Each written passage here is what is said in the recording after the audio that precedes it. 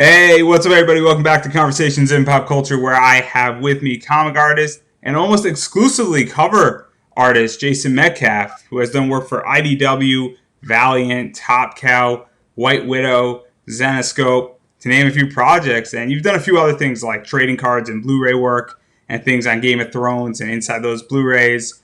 So, Right. welcome to the show. Hey, thank you guys. Hey, good to see everybody. Hope you're having a good day. Good Monday. As good as a Monday can be in this era of COVID.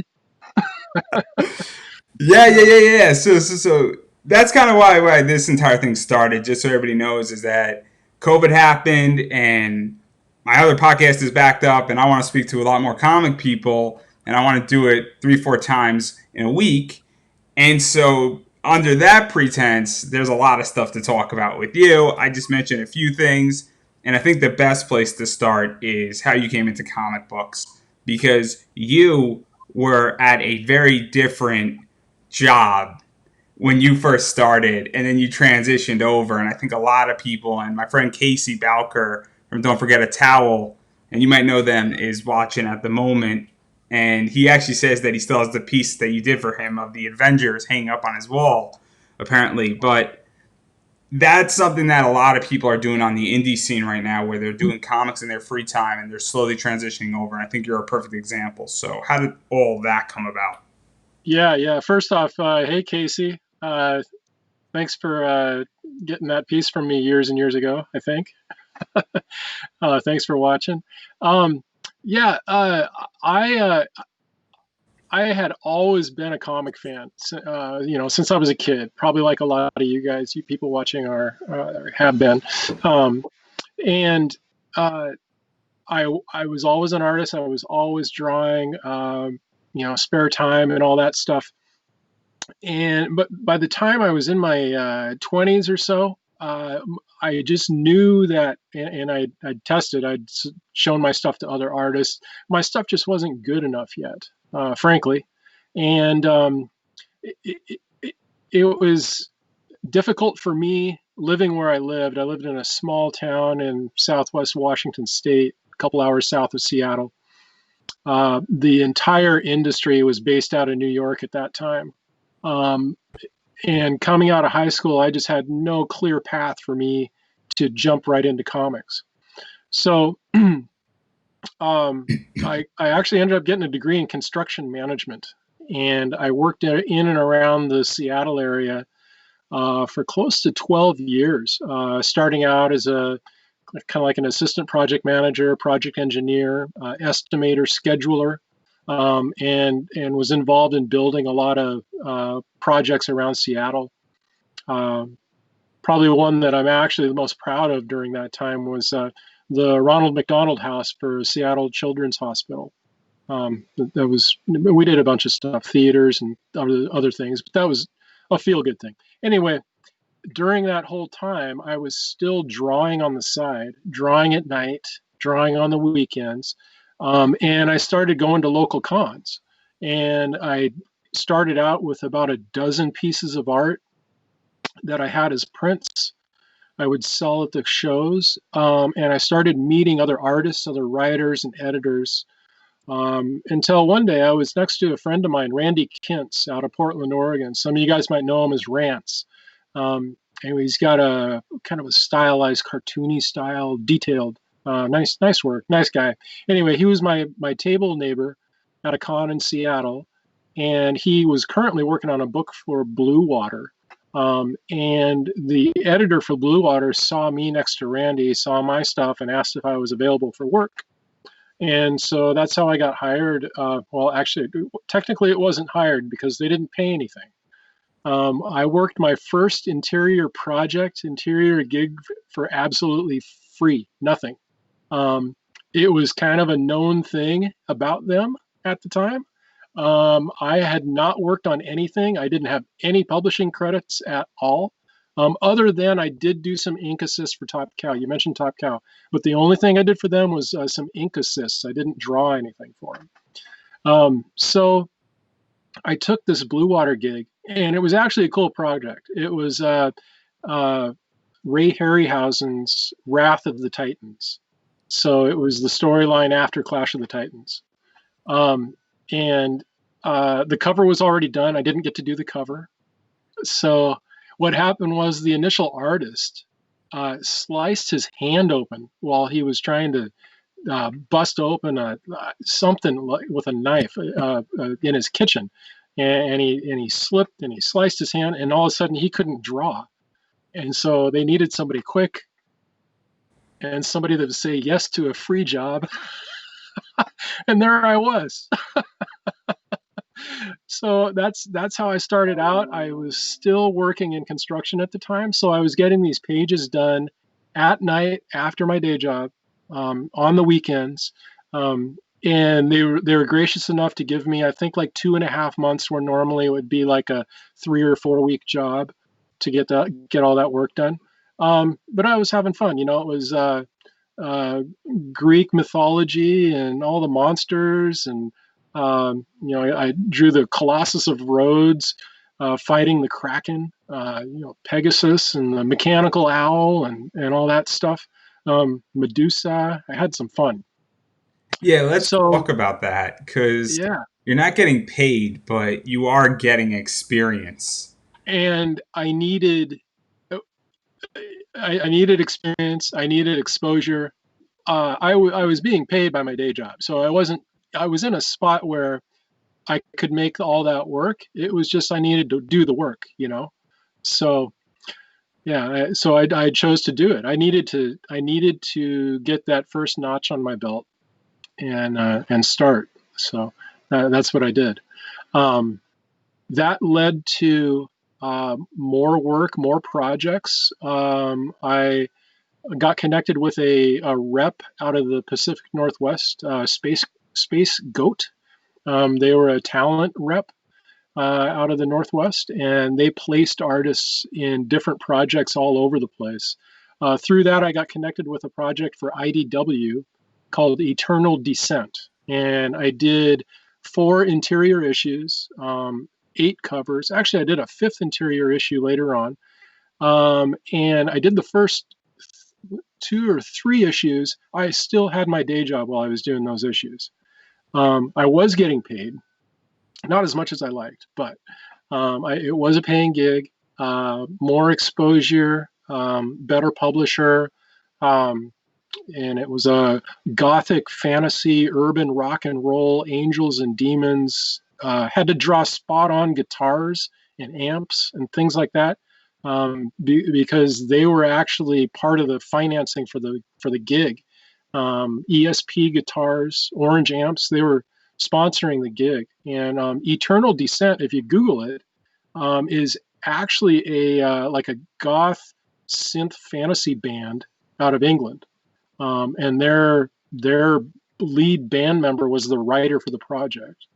Um, Finally got to meet him in New York a few years later, um, but anyway, yeah, that's how I started. And then this was 2008, and the construction industry was starting to tank. If you guys, that was, I mean, we're going through tough times now. That was kind of a tough time then too. The whole So housing boom. for those who don't know, the last time the economy crashed was 2008. Some people Yeah, might not remember it. 12 years wasn't that long ago, but yeah, with the people's attention span, yeah. No, I mean, today feels a lot like then, for me, um, and a lot of people, I'm sure. But uh, anyway, so I was doing Eternal Descent. I was still going to my day job, and every day I was going into my work, I felt like I was wasting my time. I felt like I was slowly dying, going to work. I would be at work, and I was honestly split minded. I apologized to the people I was working with that, half of my attention was going into, how to draw better, how to make a better story, panel layouts, costumes. I was getting into comics. Um, and I was generating some commissions. I had started doing a few local shows, and so it got to a point where I said, you know what, I got to make this a go. A lot of people in my industry, in the construction industry, probably aren't going to have a job in a while. I've got this other thing I need to go on. And so I did. I made the leap. Um, I took about a 50% pay cut, just right off the top. I was making about half as much in comics and art as I was in construction. But it penciled out for the time being. My wife was working and we could make it work. But then about 2 months later, 3 months later, we faced some medical challenges with my wife. She ended up losing her job. And all of a sudden, I was the sole breadwinner for us. Um, Things got tight. I went through a financial gauntlet, her and I, where almost every day she was telling me, "You better get another job. You better get another job." And I'm like, "No, no, no, no. I got to make it work. I got to make it work." So I just tried to get more and more and more work. Luckily, there's some people on the East Coast. I started going to my first cross country shows, Baltimore, Boston. I had to borrow money from a friend to pay for an airline ticket. I mean, it was tight, but came home with some commissions, some projects. All of a sudden, there's money in the bank, pay my mortgage. Um, I call it my gauntlet. It was a few months of a lot of stress, So and trying to force things to work. let's talk about that a little bit because you bring up a really Yeah. good point of, and it's a cliche to say it, but the starving artist. Yeah, that was never my goal. I never wanted to be a starving artist, so it didn't quite get to that. um, I didn't start in my early 20s as somebody trying to make it as an artist, and I guess there's pros and cons to that. I I suppose I would have been further along. Um, experience wise and skill wise had I started earlier. But I was in my 30s when I started doing this professionally. My whole 20s were, um, I tried to start things up. They didn't work. I had bad partnerships. Things just didn't go well. Um, I kept working in construction because that's how I was paying my bills and staying fed. And So yeah, to even go with this con, because that's kind of the moment. There's a moment that everybody has in the creation field where you realize that you're supposed to go down a certain path, and so you yeah. go to this con, and you obviously got a few projects, you got a few commissions. So what was that like to sell yourself and really make those connections? Because that kind of turned around your career in many ways and Yeah, opened up the door. And I think that's a lost art in many ways where people don't know how to sell themselves. And not yeah, even in comics, but in general. I mean, I see Facebook ads that if you could sell yourself, you could sell anything. And Damon yeah, Kahn talks about that. So that's a skill that I think a lot of artists don't have, especially the younger group that's coming up at cons. It's like if I'm walking by your table, you gotta sell me. yeah. Exactly, exactly. Yeah. Um, I don't know if it's something that I've always had. I mean, I've always been kind of personable. I've never been. I guess it comes down to personality type. Unfortunately, some people struggle with their own personalities. I think they need to break through their own molds to get what they want and go after it. Um, but yeah, coming out of that con, uh, what worked for me was selling my art directly to people and showing them face to face what my work looked like, and everything was aligning. I mean, it was kind of the beginning of this run of a decade of comic cons that just got hotter and hotter and hotter. um, so I mean, I can't control that timing. It just kind of all worked that way. um, but as far as selling yourself, when I'm at a show, unless I try not to take commissions if I'm by myself, because that means my head's down. I'm not engaging. I'm not making eye contact with people. I'm not talking with people. I want to be the person that engages and talks with the fans. Um, you know, they, you guys only see me for maybe a couple minutes, maybe 10 minutes at any given show, if we even see each other at a show. And you're not going to remember who I am or what my art is unless we're, talking about stuff. And, I'm showing you stuff. I'm answering your questions and things like that. Um, you walk down Artist Alley and, half of the artists are by themselves with their heads down and, people passing by. I mean, I get it. There's burnout moments. There's times when you need to take a step back and refuel and regroup. But yeah, when you're at a show like that, I treat those shows as it's my sales floor. It's my platform to deliver my goods. So that's how I look at it.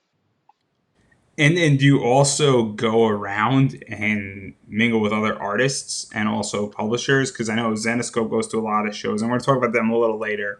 They might be my Mhm. favorite comic company, but I have to remain impartial, so I'm not going to ask any further questions on that. But how does that work? Because you said it was your sales floor, and I think it goes just beyond your table in many ways. Yeah, no, that's totally true. Um, the At the shows that I do have somebody helping me, whether it's my wife or one of my friends, I will do that. I mean, I will walk around and make the stops, maybe reach out to some publishers. Yeah, 100%. A a lot of that, some of the bigger shows, it's hard to do all of that, and a lot of those things happen after hours too. So yeah, I'm a I'm like 50-50, like 50% I push what I want, but 50% I'm like open to the happenstance encounter, or a friend introduces me to another friend who knows this guy who has this project and things like that. I enjoy the surprise in what I might be up to next month. Um, I like that. So I kind of I try to leave one door open for things like that too. So And we're gonna talk about some of those surprises and some of the people you've done cover work for. But I am curious because at some point you were doing penciling work and you got, I think, a few more pencils under your belt. But then you made that transition to cover work.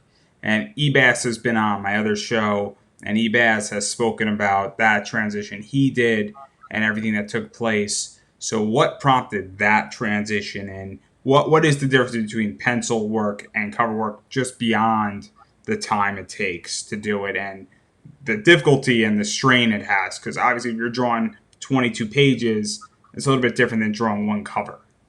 yeah, no, absolutely. I enjoy interior work, and I'll be doing more of it. Hopefully on some of my own stuff. So, uh, but the covers. Uh, I, when I was a kid, I don't think the term cover artist existed, No, but it didn't. but I wanted it to. I wanted to be a cover artist. It was really, it's It's really, funny. It's funny because 20 years ago, nobody in the comic world could be a cover artist, and you had to go and be an interior artist first, or you had to be an inker, then you got to do interiors, and then you also got yeah, to do the cover. And yeah, now there are people who just do covers. And J. yeah, Scott Campbell's a pioneer of that. Ebast is a pioneer of that. And there's a yeah, few others that just do exclusive cover work with every once in a while doing an interior because they want to. They don't need to. right, right. Um, yeah, and I'm trying to think back to, back in the day, Marvel, like in the 70s. I mean, every now and then there would be somebody who would tackle a bunch of covers, but it was rare. I mean, it's way more commonplace now to have somebody do covers, somebody else is doing interiors. Um, Yeah, so back to my transition. So coming off Eternal Descent, um, I finally got to do some covers, and I thought they were pretty good, and I thought editors might think they were pretty good too. So, um, so I had some original art to show around, and I'm trying to think if Zenescope was the first company to give me crack at covers. I think they were. I did I think it was 2012. I did the cover for their one of their annuals, and it was on the San Diego shoreline. Anyway, I did a cover for them. I've done close to I think we're somewhere around 60 covers with Zenescope so far. Yeah, Um, we're going to talk about Zenescope in a little bit, and we're gonna talk yep. about a particular subsection of Zenescope, and I think you know where I'm Okay. going with this. But I do want to table Zenescope because All there's right. there's a few others that I want to bring up first because I think they're going to be quicker, and you've done work. Pretend like I never brought them up. No, we got to give something the people for a tease who are watching this and are going to watch the replay. This is their tease for them to stick around now because they don't know when it's coming, so they can't just fast forward because they might miss it. That's the whole point here. Yeah. But I do Uh, want to talk about Valiant because you've done a few for Valiant, and Valiant just is an interesting company. And I know this is a little bit out of order, and this is more in the last, I think, 3 years, if maybe even the last two, because I know to you've done a Ray cover. I think yeah, it's Raw or Ray, and that was yeah, a pre-order cover. I know you've done Exo Man of War 19 for Baltimore Comic Con, and that's an right, exclusive. You've done Matt Kint's last run on that, the right, cover for that, and that was 26. And then Bloodshot is big right now. right. And so those are just a few that you've done for Valiant. So what was that Yeah, like? Because they're sort of an indie publisher, but they're not. They're in that yeah, weird subsection, sort of like Zenescope is. yeah. Boom and IDW and Valiant and all those guys are kind of right in the same area. Um, yeah, so I'll give you guys an interesting story on how that came about. Story Um, time. We love it. yeah. So the editor that I worked with, uh, you guys might know him. Robert Myers is the guy that actually hired me there at Valiant. But I had known him through the con circuit for 3 years, 4 years, and I had shown him my work, and I said, "Yeah, I'd like to, maybe do some work with you someday." He initially, when we first met, it was at the Valiant booth, or maybe he came to my table. He may have come to my table, and we just started chatting. But like within 2 minutes, we weren't chatting about comics anymore. We were chatting about playing D&D. And so for the next like 2 years that I'd see Robert, we wouldn't even talk about comics. We'd just talk about D&D. And we just kind of became buddies on a different geek level, you know. And so he had left Valiant. He had gone to a company called Double Take, and it was the comic book arm of Take Two Interactive, the video game company. And they had a handful of graphic novels, some comics that they were doing. And we were at a show together. Well, he was at a show, I was at a show. We were in Florida, and we got to chatting, and he said, "Yeah, we need some covers for this Double Take." And I said, "Sure, sign me up. Let's do some covers." So I did a handful of covers for him there at Double Take. I don't know that any of them saw print. I don't think any of them saw print. I got paid, um, and in fact, I'm pretty sure they didn't see print. We chatted later on, and I asked him if I could segue the illustrations that I did into something else that I could do something with later. He said, "Yeah, go ahead, do that." So I was like, "Okay, I might do that." But anyway, so I had already done covers for him there, and then he was only with them for a year and a half, and then he went back to Valiant. And it wasn't too long after that um, that uh, you know what actually happened first. Robert didn't get me that job. Philip Tan got me that job.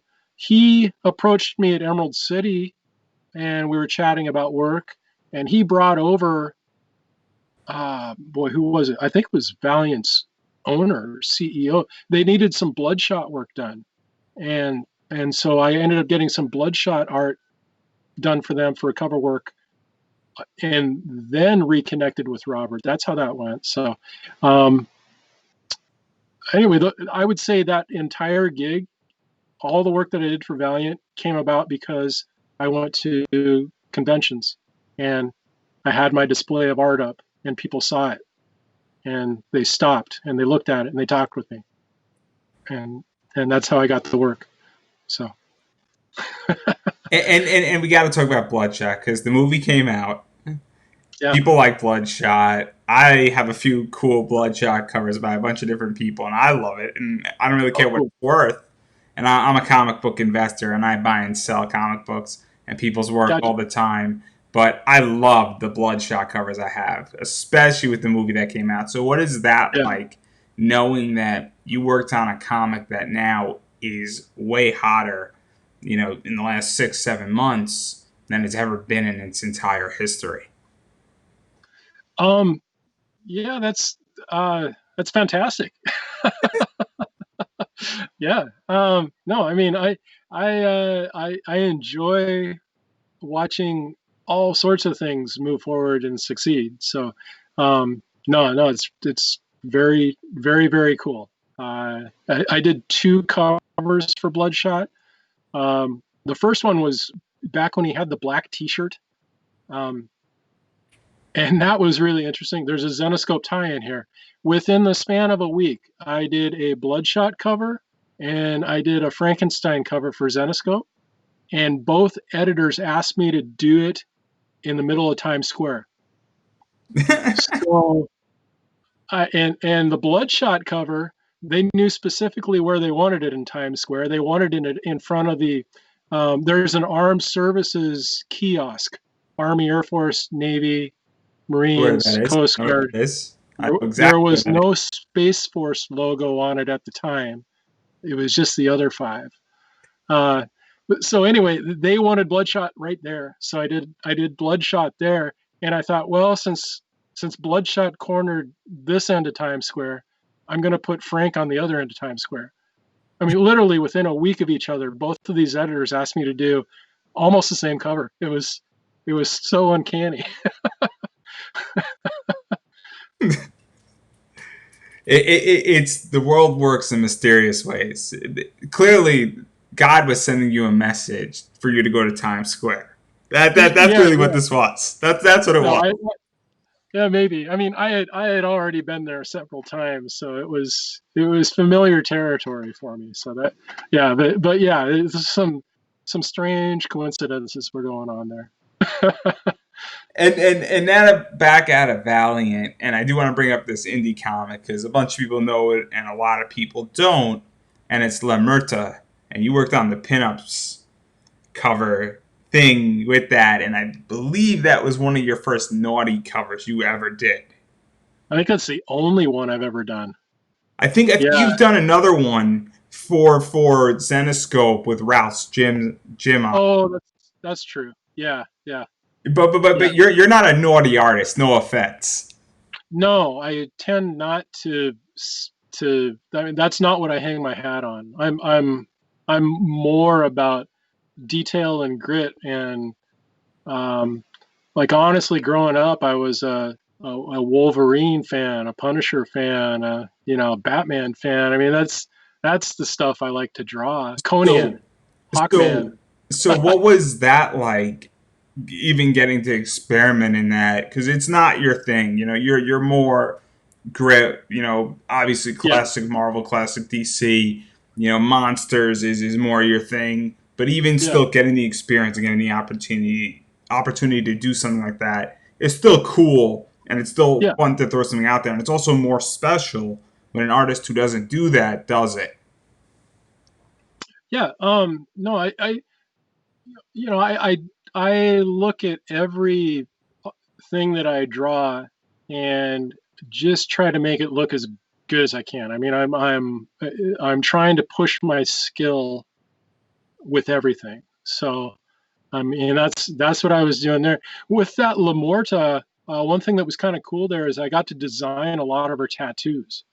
Um, so like the guns and the roses and the 8 ball and the all sorts of stuff that I was putting onto that piece was a lot of my design. And so like I that was pretty fun with that piece. Um, Yeah, and what is that like? Because I think Coffin Comics, Zenescope definitely gives a lot of creative freedom to their artists, yeah, they do. and Um, so I mean, we're going to talk about Batman in a second here, and DC doesn't do that, from my understanding. Nothing against DC, but there are more requirements with certain companies. yeah. I will say though, you gotta even with Zenescope and Coffin and others, you got to stay on model. I remember going back and forth on one of those covers about the face and it not looking right, and I had asked for an actress. Who do you want this to look like? And I literally traced a photo of the actress and drew it. And they said, no, that's not. That doesn't. She doesn't look right. She doesn't look right. Okay, so so I tweaked it and stylized it and massaged it and we got it to look right. So I mean, it kind of depends. It depends on how particular any certain editor or person is, when they're looking at what you're doing. Um, uh, but yeah, as far as like Batman and Superman and all that stuff, you got to stay on model. It's got to be the costume, and it's the ears have to. Are you going short ears, mid ears, or long ears? What are we doing here? Which Batman is it? So, yeah, there's. Uh, it, but then again, I mean, there's that overarching editorial constraint, but then it comes down also to who you're working with and what leeway they have and what leeway they can give you. Um, Yeah, so let's talk about that leeway, because I think you got to do a Batman cover, and it was IDW was involved in it as well. And yeah, IDW, for those who don't know, have done certain. They did Batman and the Teenage Mutant Ninja Turtles, and for those, and obviously this is Batman and the Max. And I don't yeah, know if the Max is licensed by IDW, because that's kind of their business model. Is they do a lot of licensed comic book stuff, whether that's Teenage Mutant Ninja Turtles or from Hasbro or from other places. They now have Sonic the Hedgehog, which is licensed from Sega. So they have that going on. And so, what was that like, designing a cover? Because it's a cool cover. I think it like they're like the Joker's mouth is in it. It's got all the ha ha's around. And yeah. I can show it to you. yeah, let's show it. Let's show it, because Yeah, yeah. it's a great cover. And you're now, though, and my question is just Oh, to catch everybody up on speed, is that actually, I'll show you the original. even better.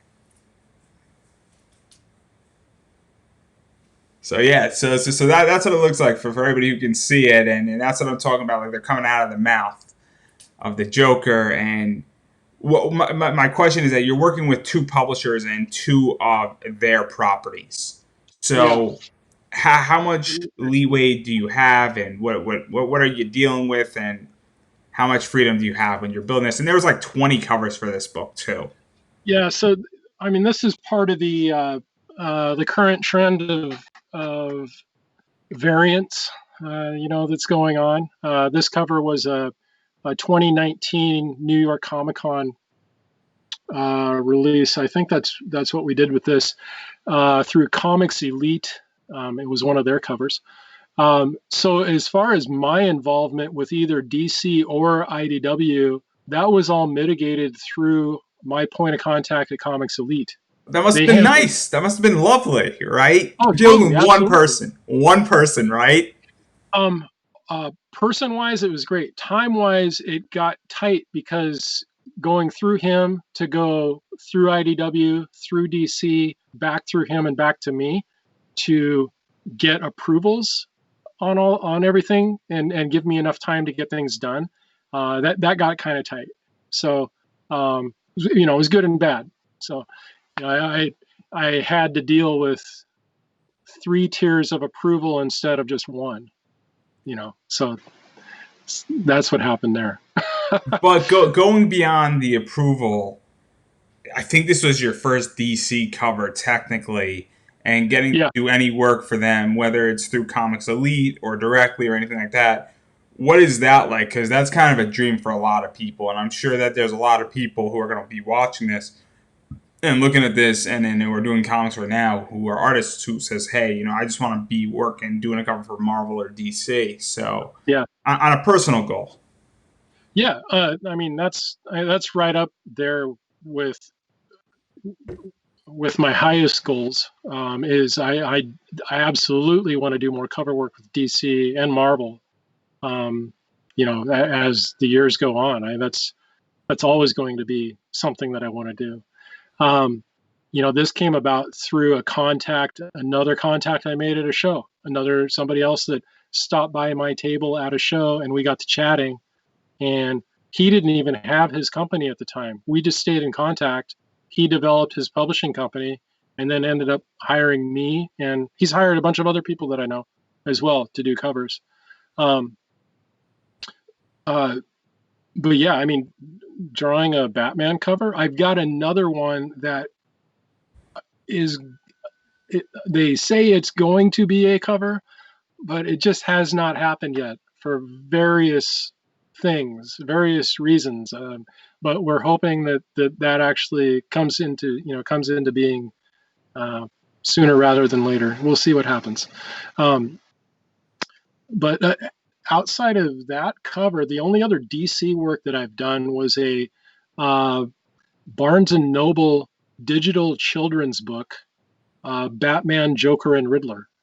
Um, and I was replacing an artist who got tapped to work on, I think it was Titans. He was doing this children's book and they liked his work and they said, "Hey, can you draw Titans?" And all of a sudden they needed an artist to do this children's book. So I ended up doing that as well. Uh, so yeah, that's all I've done for DC so far. well, Mindy Wheeler says hi in case. Oh, hey, Mindy. And also to even add more to this, it's a New York Comic Con cover. So, what is that like for you as well? Because New York Comic Con in recent years, I think, has overtaken San Diego, and San Diego and New York are the two biggest cons in the world as far Yeah, as comics go. So, what yeah. was that like? Knowing that Um, because it's just another part of it, and it's sort of the artificial icing on the cake, if you will. yeah. I mean, it meant a lot. I mean, I sold a ton of those books. Um, Somehow I escaped that con not selling the original art. So I still have that. Part of me was like, oh no. The other part of me was like, yes, it's still mine. So now I'm even more curious. When you go to a con, and then we're going to get into Zenescope, you sell original art as well? Yes. And how do you decipher? Because I would imagine there's certain pieces that you personally want, and then there's pieces that you don't. And so, because it's kind of Yeah. like they might be your babies for a little bit. Like, how does that entire thing work? Yeah. Wow. I mean, there are a couple pieces that I have sold that I kind of want back. I've learned to let go more and more. It was I remember the first piece of art that I sold that I just really loved myself, and I know who owns it. I know where it is. I told him one day I might buy it back. Um, but it's a Thor piece on a mountaintop that was fully inked and hammer up, wind blowing. I referenced Frank Frazetta's line work on all the rocks. It was, um, and it was right after I had worked at Top Cow. I came home and I did that piece, so I know where I was when I did it. And yeah, there's a few pieces like that where I've sold them. I'm in this to share my art, to sell my art, to make a living, to feed my family. Uh, and so sometimes there's a piece that I'll have in my portfolio, and I'll go to a show, and I'm thinking, everything in the portfolio is fair game. But then maybe somebody really wants something, or they ask about a piece that I have, and I realize I'm not ready to sell it. So I price it accordingly. If they say yes to that price, okay,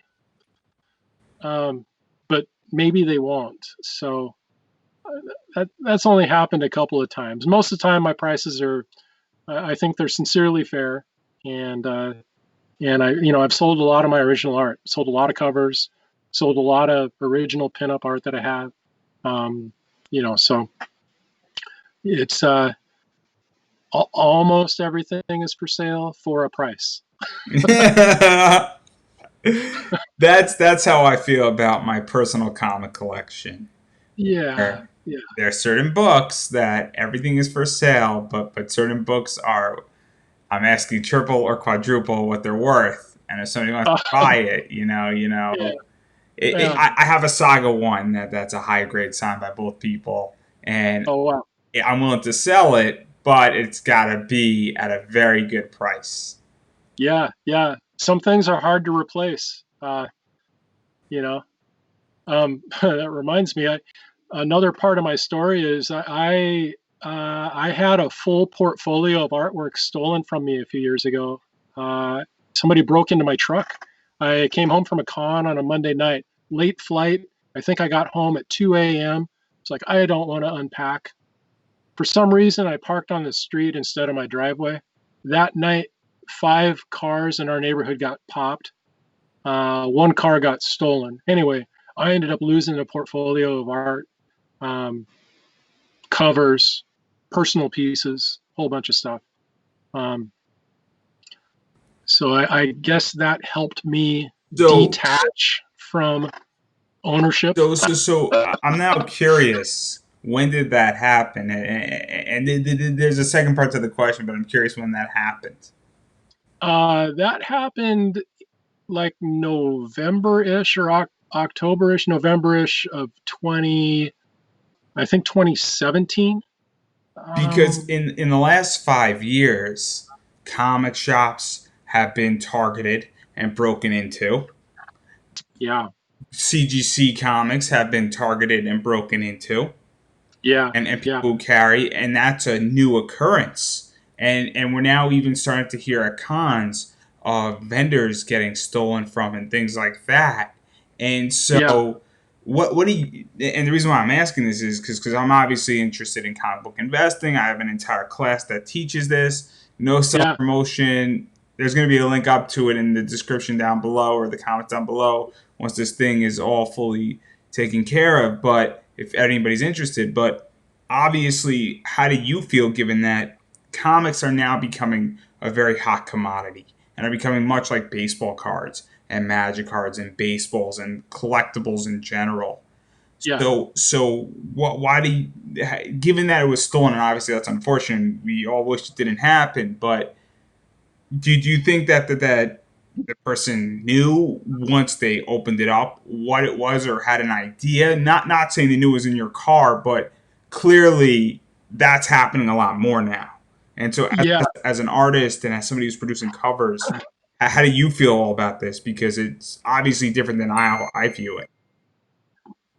yeah. I'm thoroughly excited that uh, the value of comics and comic art is garnering a lot of investment respect. I mean, that's awesome. I hate thieves. So, in my particular case, I think you're right. I don't think they didn't have any idea what was in my vehicle. There were other vehicles that also got broken into. Um, there, so far, I mean, I made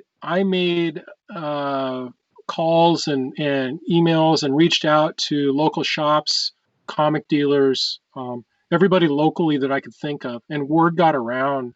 And I sent out photos, well, scans of every piece that was in that portfolio to all these people that I know.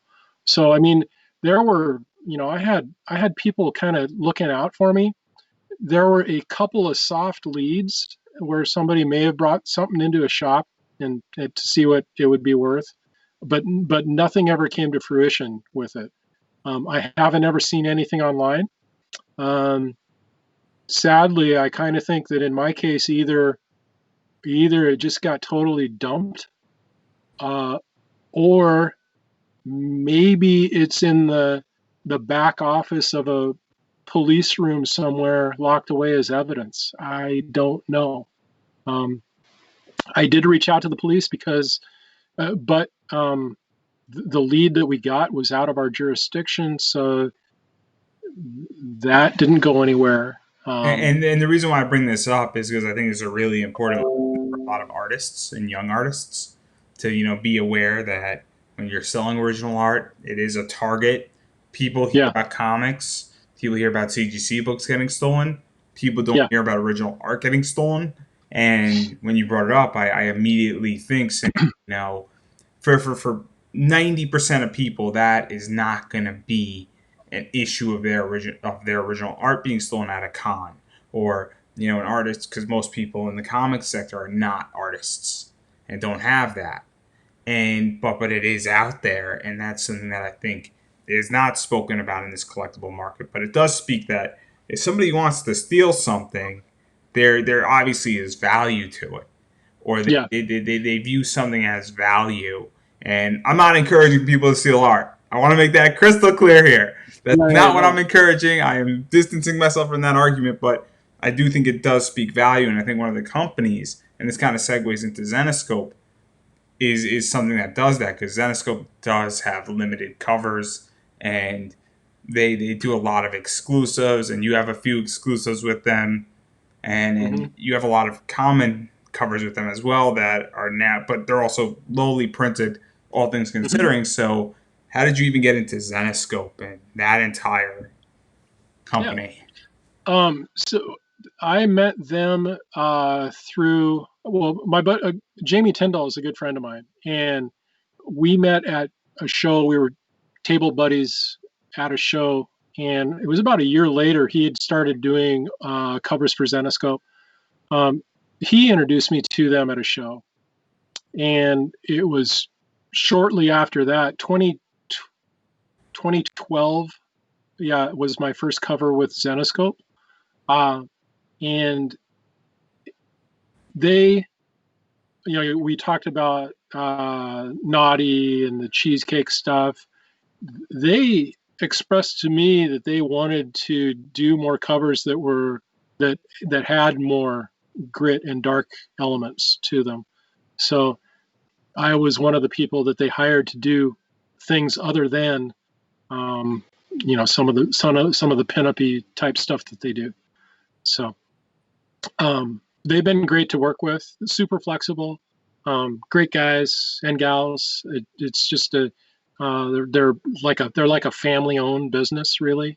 A couple buddies that used to work at it was like a gaming company, not like online gaming, but like pool tables and dartboards and things like that. Well, Ralph's They been started. on. Ralph's been What's that? on. Dave Franchini's been on this show.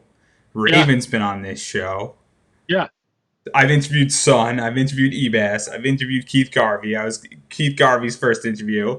I've interviewed David Nakayama. I've interviewed Chuck Dixon. So I'm fully embedded in this company. So we don't have to sell anything with this company. Clearly, I am fully embedded.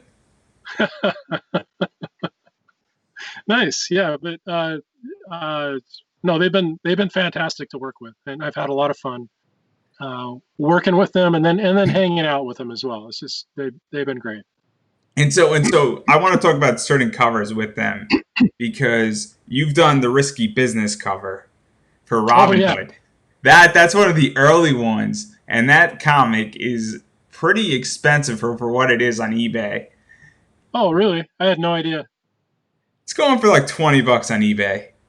Oh okay, that's good. Yeah, yeah, So what was that like? Because that's kind of a cool cover. It's still a little bit cheesecake and maybe a little right, bit good girl art, but it's not full eBay good girl art. right. No, it's a full dress shirt down to the top of the thighs. So it was yeah, yeah. But it's a fun Um, cover. It's a fun that cover. It's that was fun. obviously referenced to Risky Business. Yeah, yeah. Well, I had to use a risky business still frame of that shot. So I had to stare at Tom Cruise's thighs for about 3 hours as I was getting that all laid out, working that whole thing out. That was uncomfortable. Uh, but yeah, that was a fun cover.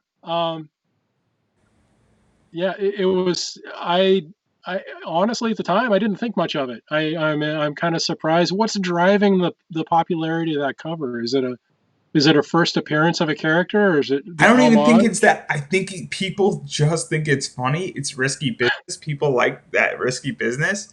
You know, All right, it's a quoted movie in a lot of stuff. Show me the money. so there you are. Yeah, right, right. I might still have that original art. Maybe. Yeah, I should look that up. So that, and I just think it's one of those covers that's just fun. And then jump into another cover.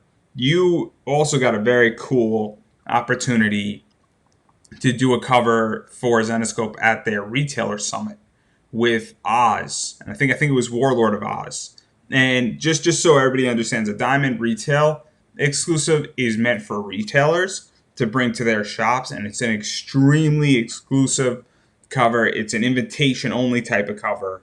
And there's a whole business side, and I legitimately spoke about this in 10 minutes on my entire class. That's why we're bringing this up, because it's a great sales point. And so if you want to know more about that, please take my class. But it's a cool cover where it's extremely exclusive and it's almost privately exclusive to certain shops. So what was that like, and really getting the opportunity to do something that exclusive? And I think it was one of your first exclusives with that company. Can you, out of abundance of embarrassment, can you tell me which one that is visually?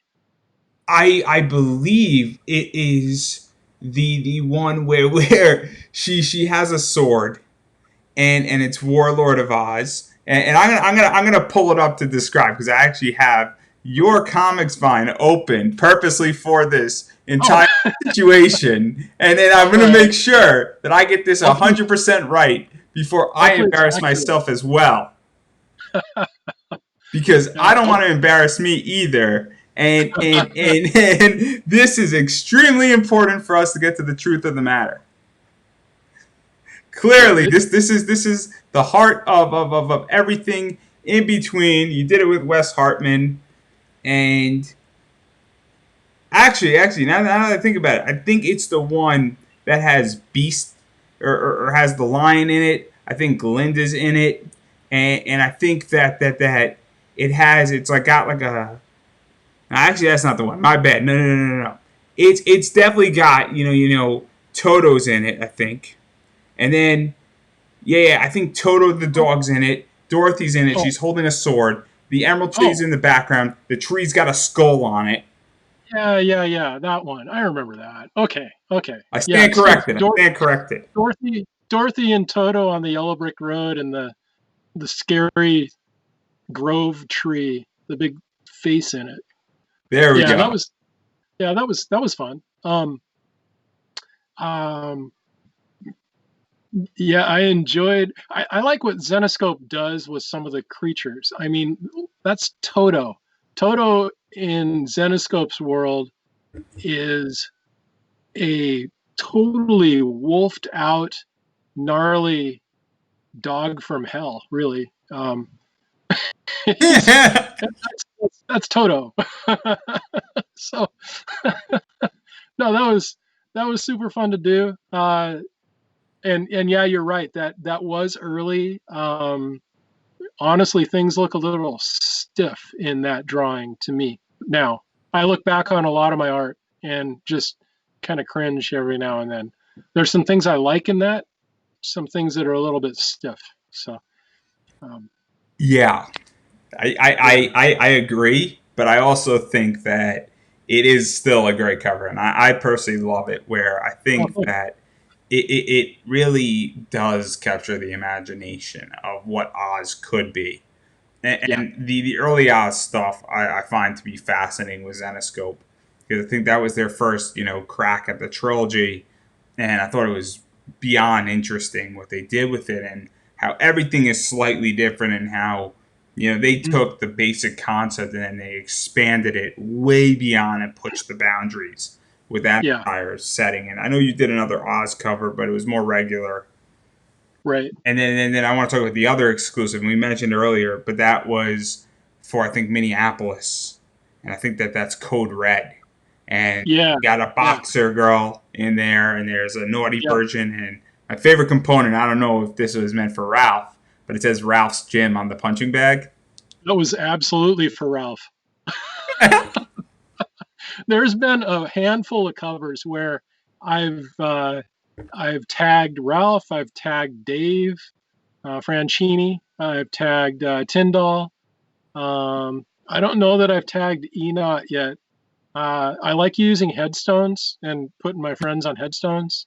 So there's a few covers that I did that with. But yeah, that Ralph's Gym with the Wolf's Head logo, that was all me. That was like, let's do this. I don't I don't even know that I told him. I don't think I told him I was putting Ralph's Gym on it. I think I just did it. So let me ask the question because for those who don't know, Ralph has done every job in Zenescope. In case anybody hasn't known that, Ralph legitimately has done every single job except drawing. And even then, Ralph might have done a panel here or there at some point, and it would not surprise me. So was Ralph booking the covers at that point, or was he moving out to Hollywood and handling the film and TV stuff? Because Ralph was booking covers at one point. Dave then took over. I don't know Yeah. if Anthony Spey also was involved. I don't know if Raven was doing some booking with covers also at some point. I don't want to. I'm not too sure about Raven, but I definitely know Ralph booked stuff, and then Dave took over. So Right. That might have been just as it was right in that time frame, right when Dave might have started taking over. I mainly work through Dave right now, so um, but and I'm not sure what Raven or Anthony's involvement was at that point either. But yeah, it was kind of right in that time frame where Ralph was pushing Van Helsing and yeah, made his move to Hollywood. Yeah, and started dipping his toes into that world. and me and Ralph spoke about that for a while. So anybody who wants to know about that and that entire thing, that interview is up. It's up. Just scroll down and you'll find it on my Facebook page, and it's Oh, pretty right on the live tab. That's a 2 hour interview of going nice. hard, going hard. It's been about Van Helsing for 30 minutes plus. Because I love that show. Okay, I don't Yeah. think people understand. I love that show. I All right. binged the entire thing in 2 days when it came out, all 4 seasons. So please don't. I didn't sleep for 2 days. Okay, I love that show. At least the first 3 seasons, I should say. But anyhow, to even go beyond that, and I know that Ralph every once in a while pinch hits booking a cover. I know that too, but that's a different discussion also. But you mentioned Van Helsing, and we got to talk about that because you're known for Van Helsing. I think you've done the most Van Helsing covers, and I include Hellchild in that because Hellchild is sort of in that universe because she's a Yeah, half vampire, half god, and she's pissed. yeah, yeah. And so, what I actually really like your Hellchild covers, and Oh, thanks. I think your issues 1 and your issue 3s were the first time you did Van Helsing. I think on a cover, and then issue 2 was a team photo, and then issues 4 and 5 were more Angela Blackstone, which is Hellchild, if I'm Right. correct. And I really like all 5 of these covers, and they're all different. So, what was that like getting to start drawing Van Helsing and getting sort of a taste before you really commissioned out to Yeah, do all the work on a bunch of those yeah, covers, and then really also getting to play in that space because the Van Helsing Hellchild books are very different than Robin Hood. yeah, yeah. No, I think I started cultivating some of my, my love for Wrightson, and that sort of line work and the creepy stuff, and that one. The first time I drew Van Helsing was that Hellchild cover. I think she's standing next to Hades, their character Hades. He's got a spear. There's a zombie coming up out of the graveyard toward them. A lot of headstones with friends' names on them in the background. I went full bore on that. That was a fantastic cover that I like about 10% of my art, and that's one of them that I like. So, no, I really enjoyed getting into Van Helsing. I like the steampunk elements, the horror elements, what I could do with blacks and shadows, and that was and grit and texture and things. That was much more what I enjoy doing. And Van And yeah, you're right. Helsing and Van Helsing lends herself, and the book lends itself to more darker blacks and more shadows. Dorothy and Gretel don't do that. And you've done work for Belle as well, and Belle is not a dark character. Robin Hood is sort of in the middle, where you could go both ways with Robin Hood, but Van Helsing is dark for the most part. Yeah. Except that I think like the Mummy one, which we're going to talk about, and we're going to get a little more into the details. It was a little bit lighter as an entire book and color palette, but for the most part, Van Helsing is dark. And so, what is that like? Because that's more of your jam anyway. I think so. I like I grew up, Conan, I think might have been my favorite comic growing up. So anything in the sword and sorcery, monster creature, D&D-ish, Lord of the Rings-ish, I mean, all that stuff, fantasy, I really love doing. And Van Helsing kind of lended itself to that. Probably one of the most fun things I've done for Zenescope is design their Frankenstein monster. Let's talk about that. Let's talk about that. Because first off, I think you just said you designed their Frankenstein monster. I think there's something in the background, or there was at one point. Yeah, here we go. Let me show you this.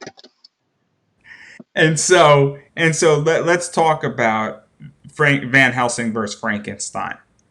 Yeah. You've done a lot of covers, and I think the first cover, issue 1 of this, I don't think had Frankenstein. I think that was the Van Helsing. That was issue 1. Yeah. So I think that's the only issue that out of the bunch you did that had Van Helsing in it of that run. Yeah, I think after that it was only the Frankenstein. It was all the monsters, and it was him doing stuff. Or I think there's something where he's like throwing Van Helsing too. That might have happened. There's that. Right. He's holding her over a bridge, over a canal. It looks like he's decapitating her. That's what it looks like. He's got a chokehold on her. He's holding her by the neck. It looks like he's like ripping off her head. It looks awesome. It looks awesome. So this is definitely more your jam. This is what I think of you when I think of an artist. And so what was it like really getting the fact that you designed the character, and then you get to just do all of the cover work and get to do a cover with a character you designed? Because that's kind of unique. And I think this is what really separates you from other Zenescope artists. Ebas did a ton of design. And Anthony Spade did a ton of design. Anthony designed the Robin Hood character. I know that. I curse him for except Ebas. Ebas claims the eye. No, Raven I think claims the eye. Ebas or Raven claims the eye idea. Okay. I'm just saying. All right. I know Anthony did the bow. I hate that bow.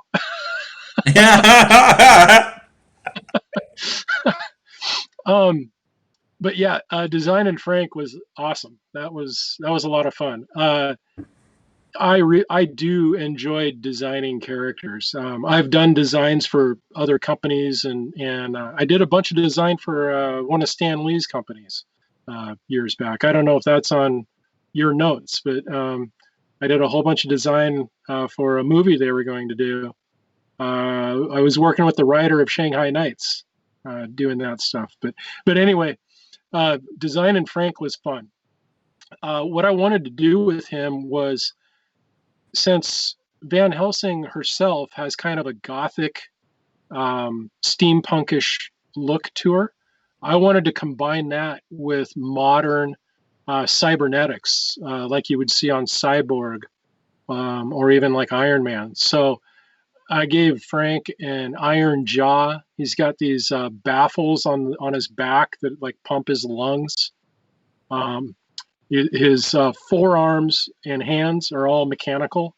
These big steel claws, um, and he's got a heart valve and these little nodes and nodules on him, but he's still all stitched together like Frankenstein is. So, yeah, he was fun to do. I enjoyed that a lot. I later on got to design their Alpha Wolf as well. He was a ton of fun, and I think in one of the Mummy covers I designed their Ra. I drew Ra, and I got to design Ra. So yeah, all those things. That's probably some of the most fun that I have in comics, is coming up with things like that. So And let's talk about one of your mummy covers, because one of the things that's going on, I don't know if you know this, is that Zenescope, for the month of Halloween, every week they're offering certain books, and then you get a sticker, and mm, the like banner is your mummy from, Amara.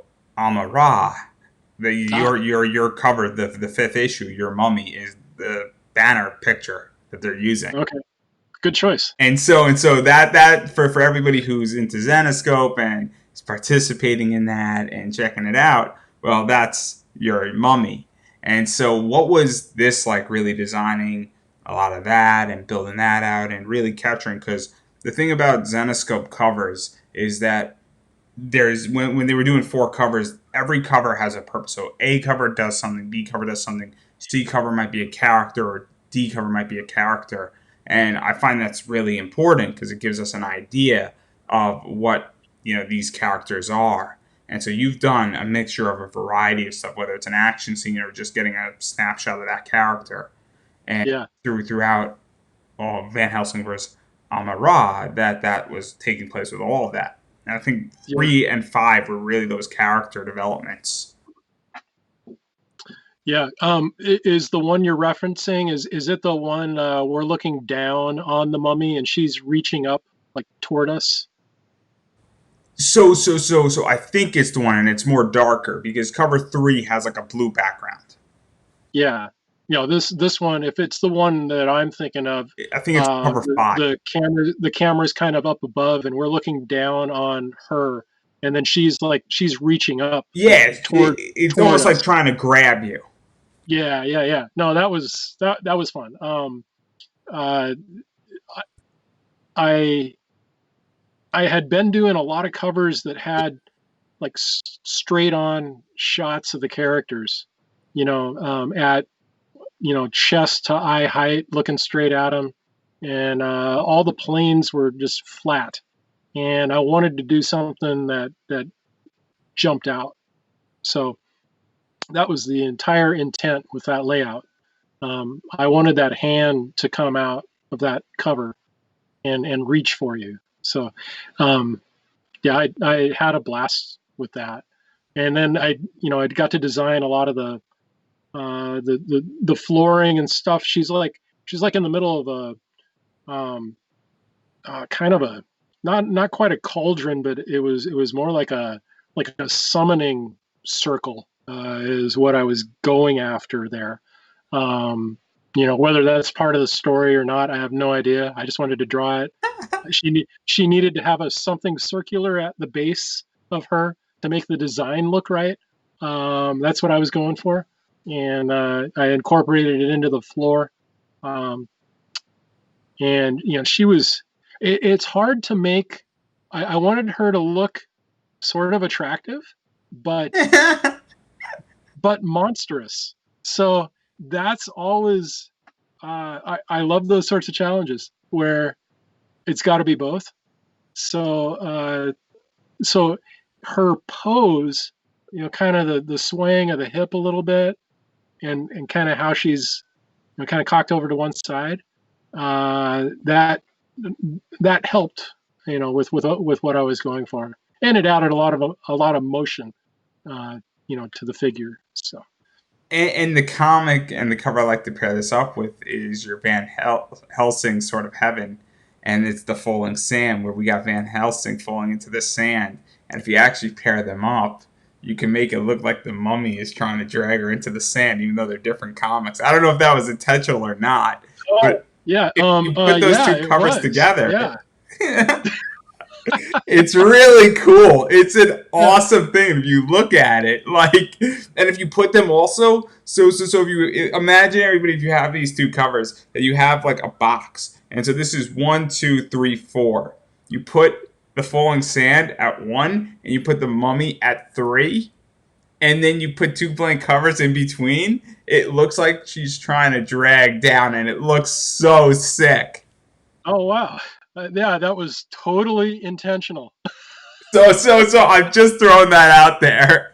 It wasn't, but yeah, yeah, I remember. I had fun doing that cover as well. With her foot's kicking out, she's falling backwards into the eye of a sandstorm, which has also picked up a bunch of zombies and stuff. Like, they're swirling around in this sandstorm altogether. Um, yeah, that was fun. I now I need to take those covers out and line them up like that and look at it. That sounds cool.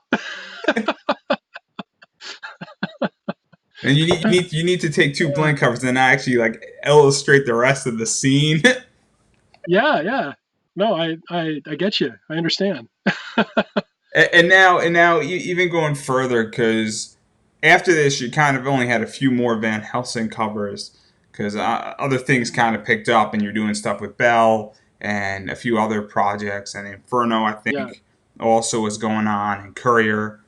But you did Van Helsing versus Dracula's daughter, and one of the cool things about the cover, I think it was the 5th issue, is that we have all of Van Helsing's past enemies and foes, and we get Frankenstein, we get the werewolf, we get a few other people in there, yeah. maybe even Dracula. I'm not sure who the guy was in that.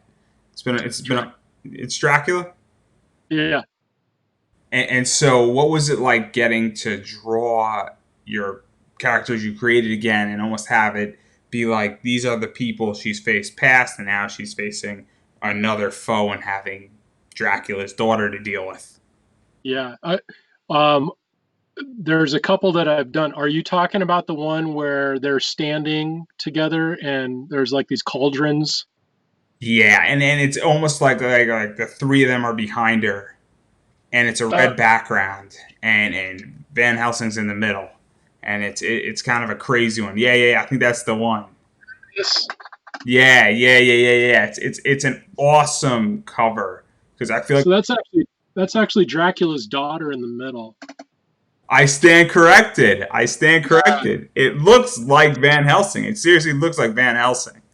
And that's the Alpha Wolf. That's the first time I drew the Alpha Wolf, and I got to design the Alpha Wolf, Frankenstein, and Dracula there. Those cauldrons were fun. So because that this feels like a real story piece, and it doesn't even feel like a comic cover. It feels more like a print that would be done in original art in many ways. Okay. Um, And I love it. I think it's great. it's one of my favorites. I really like that cover a lot. I mean, I wouldn't have made a poster sized foam board piece out of it if I didn't like it. So No, I've got but I canvas. feel like it Actually, captures what this is about. Versus, because sometimes you get a cover and it's just fun and it's cool to look at. And I get comic covers and I get 2 or 3 sometimes with Zenescope because I just say, oh, that's cool to look at. This feels like it yeah, means something, like to the story, if that makes sense.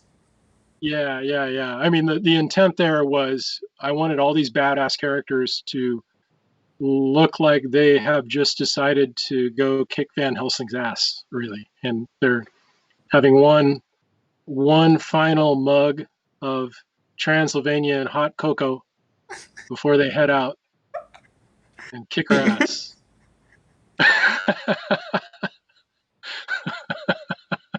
So bad at so many levels. And clearly they must have done something right because there's following this, there's Van Helsing with the League of Monsters. And Yeah, you did a cover for that too. So obviously yeah, they're unionizing. yeah. They are. They're ganging up. I think I discussed this with Dave, maybe, or Ralph, or it may have come up at some point. But um, I always think of Batman and Spider-Man as being some of the, a couple of the coolest characters out there. But they've got the coolest villains. They've got so many villains that are after Batman and Spider-Man all the time, which really help develop the character. And I applaud what Zenescope has done with Van Helsing, with adding another monster and another monster and another foe. And now they've built up this slew of characters that she's fighting against.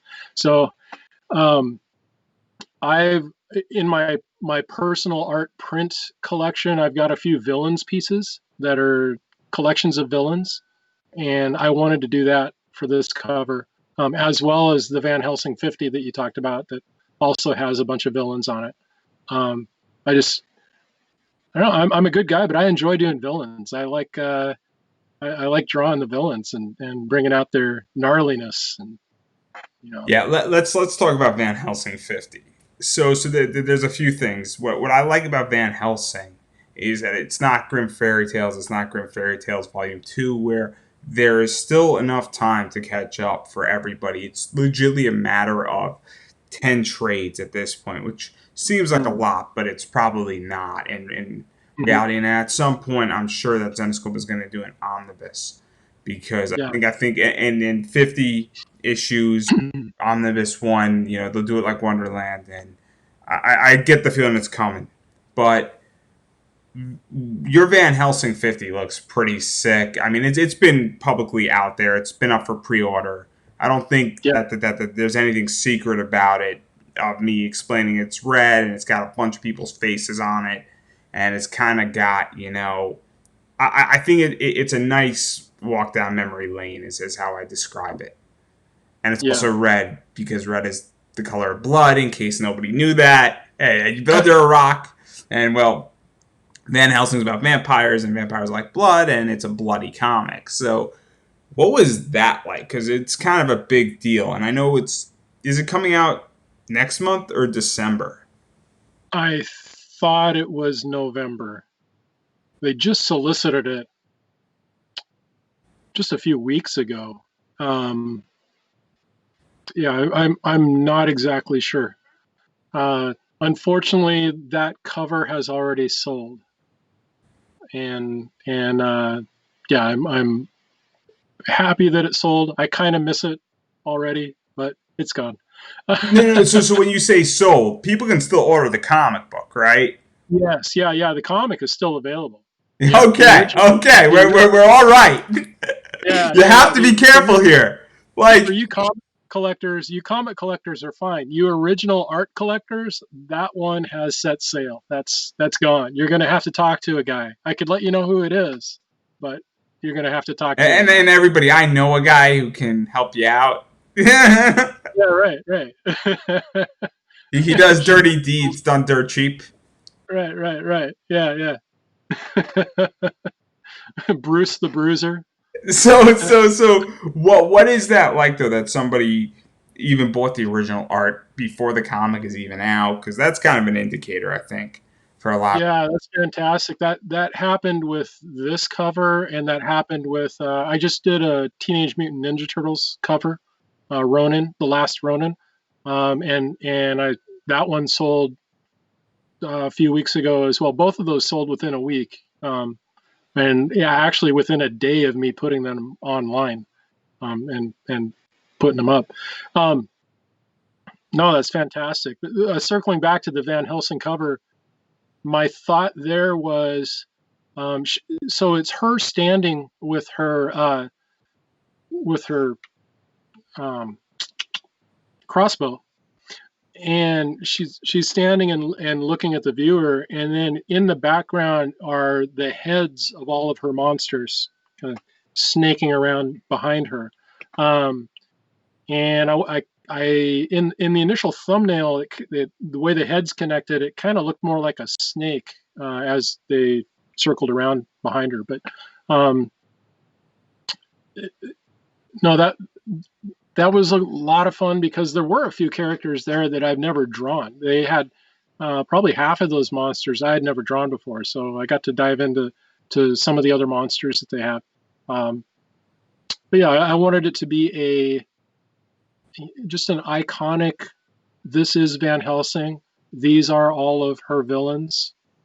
It's everything she's about in one piece is what I was going for with that piece.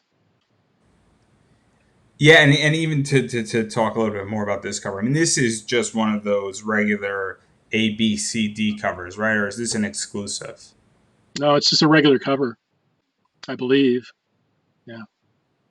I just want to let people know so that they know where to look for it. It's not going to pop up on a virtual con versus their local comic shop. They could probably get it from as well if they Yeah. choose to. So I want to make it crystal clear where everything's at for everybody. So I want people to buy your books, and I want Zenescope to sell out of them really quickly.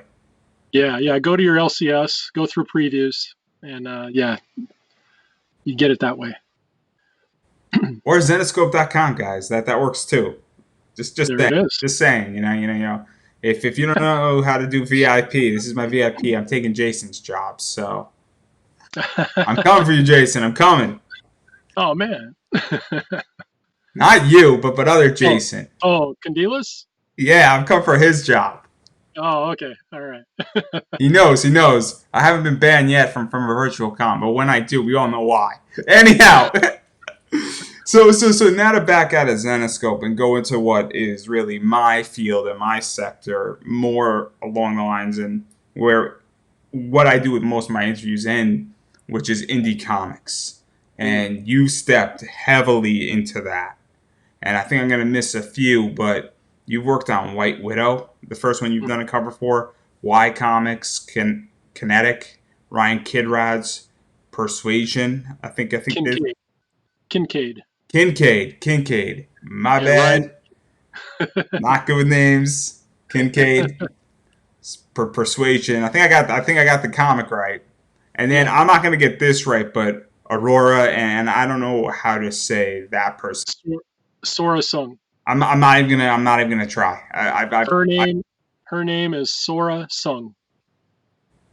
You said it. I've admitted defeat. There it is. And these are only a few, and a lot of these projects were either on Indiegogo or Kickstarter. And so, how did you get involved in these projects? And then, furthermore, people have to pledge a certain amount of money to these projects, and there's a bunch of people involved. I know Tyndall is involved, and a bunch of these Senko Minaki's involved. And I know that some of these projects you wouldn't expect certain people to be involved in. But people have to pledge a certain amount of money. And so what is that like that somebody says, I'm willing to spend $35 to get a Metcalf variant, and that they're almost directly buying somewhat from you versus having to go through the entire publisher process and get approvals and all that stuff. And it's very interesting to me because it's everything that's not mainstream comics. Yeah. So outside of like the Y Comics Kinetic, that's just an ongoing publication that I'm working directly with the writer. And I've done eight covers, I think, with him, 7 or 8 covers with him. We know each other through local cons. Actually, every project that you mentioned, I've met everybody at conventions, and we've all become friends. So we know each other. And there's been like out of all of those people and projects, artists from one project work on somebody else's project. Sometimes there's cover trade swaps where a certain artist will work on somebody's cover, and then that other artist will work on their cover. And we do things like that sometimes. But yeah, I really enjoy helping out the indies and getting more people more eyeballs on more projects, and helping add to people's success stories. So those the Kickstarters are great for that. Um, you were talking about tiers. I think most people know how tiers work. It's usually maybe a 35 or a 25 or a $40 tier slot is usually where one of my covers is. And sometimes they're metal, sometimes they're regular, sometimes it comes with a print of the cover as well. And then sometimes also I do offer up the original art as a tier in the Kickstarter. That's happened a couple times so far. But yeah, those are fun. I've got friends in the industry that have their own projects that they're creating, and I'm trying to create some stuff as well. And we're all kind of helping each other out. So to even talk on Kickstarter, and I've been asking this, and I know that you're not necessarily in the Kickstarter game at the Not moment, yet. but not yet. But obviously Kickstarter has become very hot. I mean, I just Yeah. got curse words off of Kickstarter from Ryan Brown and Charles Soule. Scott Snyder's on Kickstarter.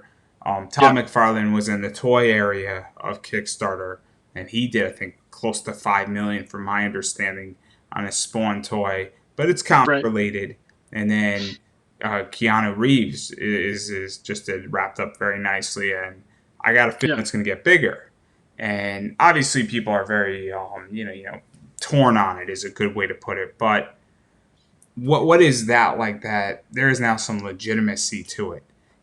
Because everybody has a Kickstarter burn story. I don't know if you have a Kickstarter burn story as a pledger. Not yet. Not yet. So far, I've pledged to either people that I know or projects with some legitimacy. But how do Um, you feel that? Because your name, when you lend it to these projects, adds some legitimacy. Because you're an artist who has a good reputation and gets hired by Zenescope, has worked for IDW, has worked for a variety of other companies. And we're not even mhm. going to talk about your other work and all those trading card stuff, because we're just not going to get to it because there's so much to cover here. But Yeah. Yeah. it's the Sorry. no. It's great. It's great. But I think it lends a lot of credibility and it makes people feel more comfortable.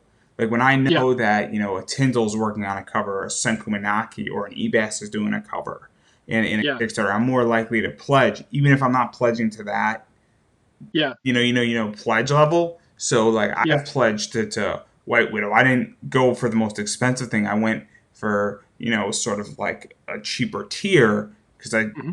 just economically that's what my budget can afford. But I felt more Hmm. comfortable knowing that certain people were involved in it and that saying, oh, Yeah. this is not going to be. They're not. I'm not going to get fucked over Right. Right. because I know Right. that if they fuck over and then Tyndall's involved and Son's involved and Yeah. Metcalf's involved, like those people are not about to let their name be used to fuck over, you know, Yeah. 200 fans. Yeah. Yeah. Yeah. Yeah. No. And at some level that the unknowns. It's that's something that's hard to gauge, I guess. As a consumer, you have to have some trust. Um, I don't know what to say with that other than maybe try to do some vetting of who the people are involved in the project. Um, But did you feel that when you were on a Kickstarter that you sort of deal with that to something? Because that's how I view it. It is, and it's not just you. It's the same thing with Sun and I know Sun Kumanaki. I know Keith Garvey when he's on something, and so I'm yeah. coming at it very differently. But when I know certain people are doing a project, and then certain creators, like if I knew Scott Snyder was doing a pledge on, White Widow, I would have no questions because I know for a fact, and obviously I know your work and a lot of people know your work. So that's where I'm going with this. Is that do you feel that adds credibility? Because I feel like Kickstarter's become more credible in the last like 2 years. Yeah. So are you asking if, like, on my end, before I get involved in producing art for a Kickstarter, do I do some Or vetting or, on my or end? that and also, do you feel that when you are doing a cover that you're lending your name and your success to that success of that Kickstarter because So yeah, there is some responsibility toward that. That yes, I am putting my name on something. but do And you also I've feel that you're helping out like all your friends because now you have a credible name and then your credibility extends and it makes people like me feel more comfortable is the point I'm sure, making. yeah. I hope so. But in knowing that I would be involved with something, people are going to latch a certain amount of credibility toward it. I want to make sure on my end that I am vetting who I'm working with. So I don't want to get into a project that's dicey and have it pulled or have bad news surround it. Um, I try not to get in those situations. And I'm assuming that that even goes for when you get offers from other companies as well, just in Yes, general, because that's something that I think is also really important to bring up as well. It's not just Kickstarter. You have right, to vet who's booking you and that stuff, and you have to be well aware of right, because there's all these companies that are popping up right now. right. Not all of them are good. Some of them are good, Yeah, but some of them are not. right, right. No, there's definitely something to be said for that. Um, 10 or 12 years ago, um, I kind of had to take what was available, and I can be a little more selective now. Um, so, and every now and then I'll try something kind of out of my wheelhouse. But even then, I need a comfort level with who it is I'm working with, and subject matter and stuff like that. So I've definitely said no to things. There's been some things that I just flat out turned down. And isn't it the hardest thing to say no? It used to be. Yeah. I'm I'm more comfortable with it now. you know, uh, like I just said, in the beginning, you kind of scrap for almost everything you can get, and for me at least, after a while, I'm saying no a lot more than I'm saying yes to things. Well, I'm glad you said yes to this interview. So let's just start there. Like, Yeah, I had to vet you. it also helps that Dave Franchini sent me, and so did Ralph. But that's not the point. Yeah. No, the name dropping helped. That helped. They sent me a list of everybody's personal emails, so it's really helpful to have that. Those guys. Yeah, I'll tell you who's next after we're off because I have somebody from Zenescope coming on All right. Wednesday who worked on Harlem Hellfighters in that book. So he's done a bunch of cover work and worked on Uber. So that's a sneak preview for everybody there watching. But Nice. I do want to table this Kickstarter stuff, and I am curious and briefly because I don't want you to reveal all your trade secrets.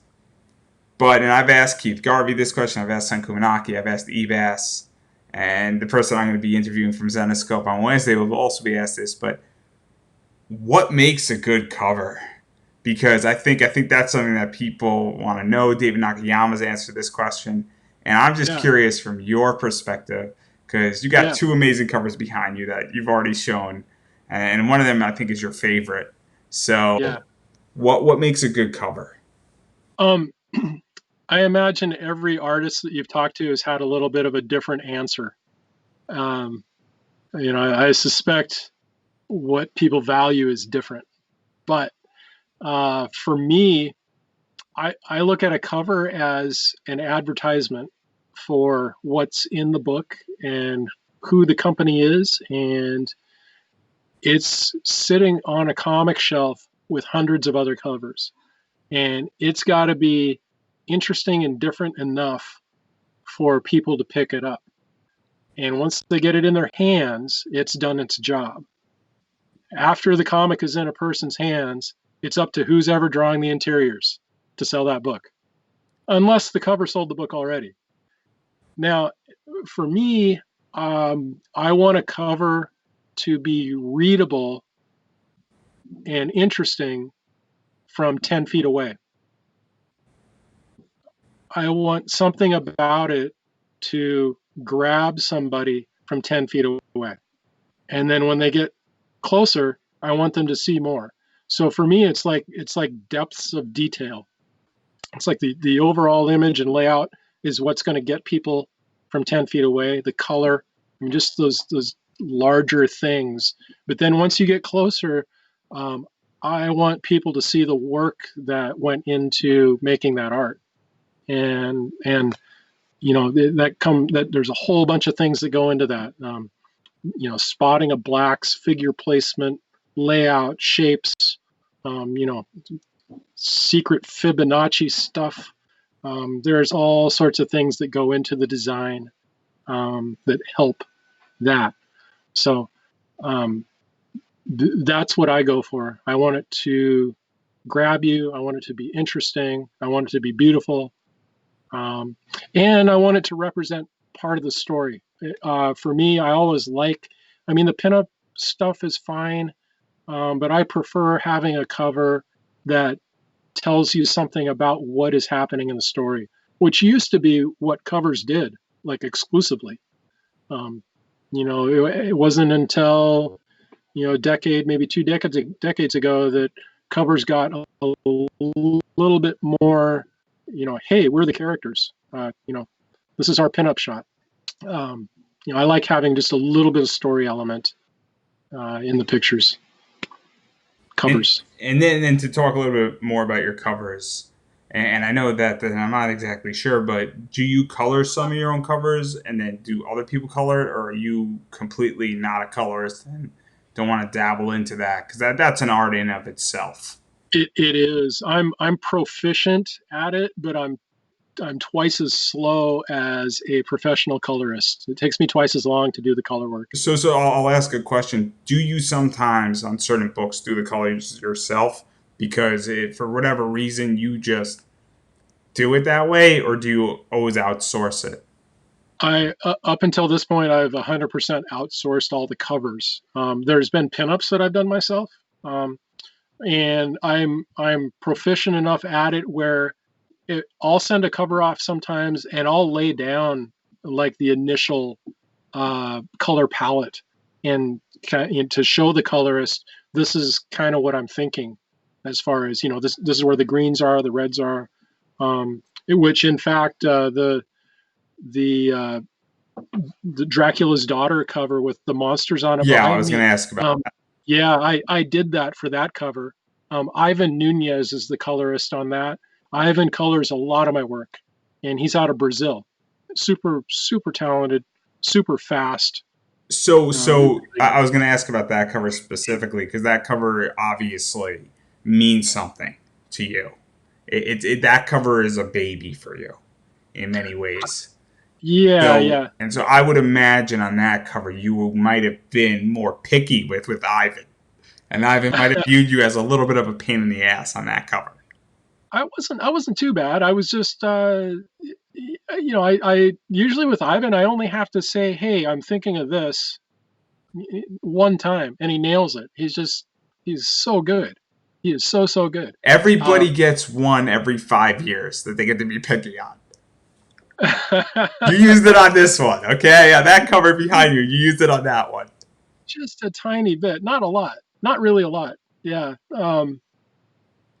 But yeah, you're right. I mean, about with that one, there were many levels of things that I tried to nail with that piece. So, I mean, one, it's got two of my own character creations on it. Yeah, I think that's the first time that's happened. Um, and I was at the time I was going through back issues of Doctor Strange, and I was going through Frank Bruner's stuff and all of his black and whites got it. and Right. all of his design things that he was doing. And I kind of leaned on some of that here and there with that piece. So it was um, it it means something to me in that respect. I'll do that. I'll dive into artists and kind of try to dissect what other artists have done, and all of a sudden some new influence will show up in my work.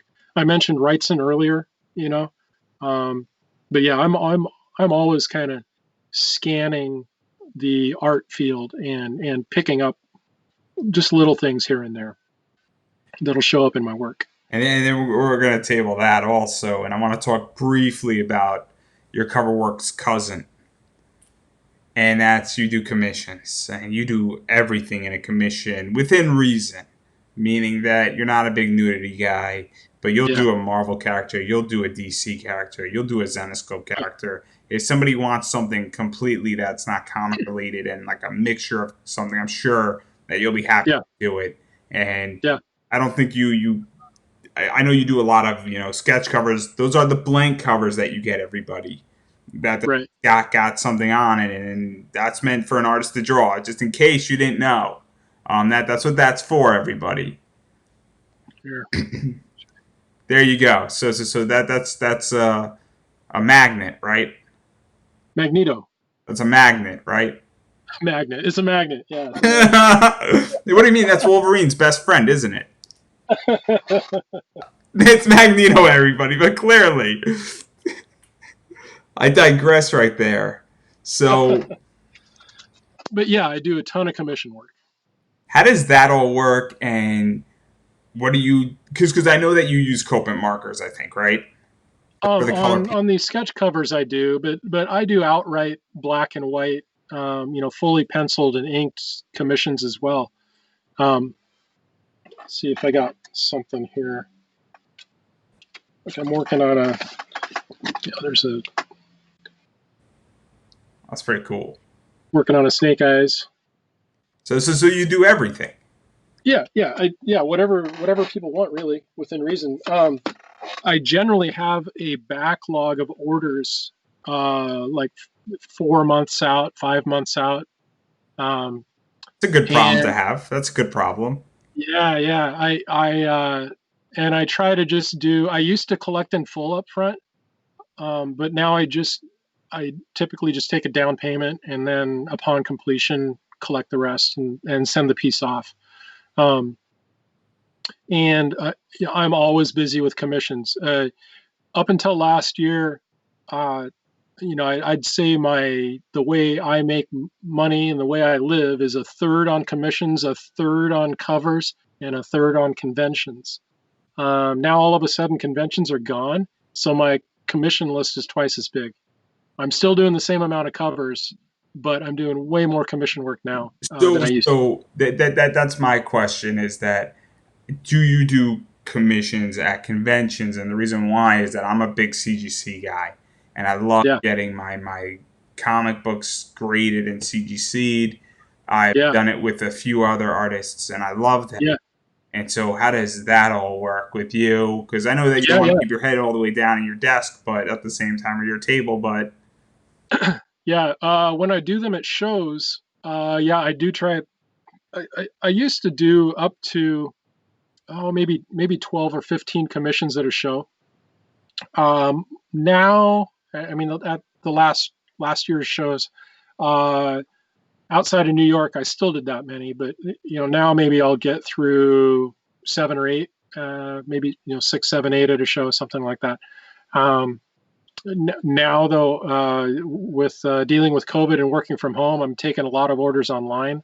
I'm in the middle. Well, we just announced a sketch cover sale yesterday. I'm working with SR Comics International, and as of before this interview, 8 of the 20 spots were already claimed. So there's 12 spots left. I've got a February delivery or late January delivery on those spots.